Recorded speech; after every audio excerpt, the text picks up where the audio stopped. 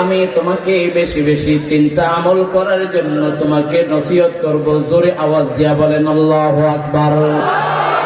মরণের আগে কি আমল করলে দোস্ত ঈমান নিয়ে দুনিয়া থেকে যাওয়া যায়? ও দোস্ত, কোন আমলটা করলে মরণের আগে আল্লাহওয়ালা হয়ে মারা যায়?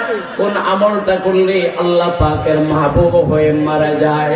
কোন আমলটা করলে ঈমান নিয়ে দুনিয়া থেকে মারা যাবে? কোন আমলটা করলে দুনিয়া থেকে বেগুনাহ হয়ে মারা যাবে? এমন তিনটা আমল আমার আল্লাহ আমার পয়গম্বরকে দান করেন। জোরে বলেন সুবহানাল্লাহ।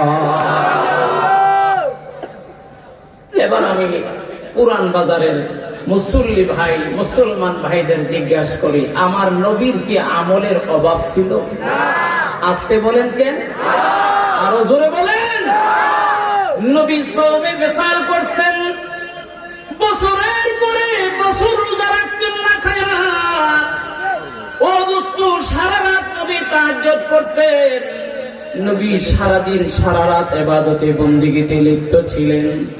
এরপরেও এই সূরার মধ্যে নবীর ইন্তেকালের ইশারা ইঙ্গিত দিয়া নবীকে বলেন, এ নবী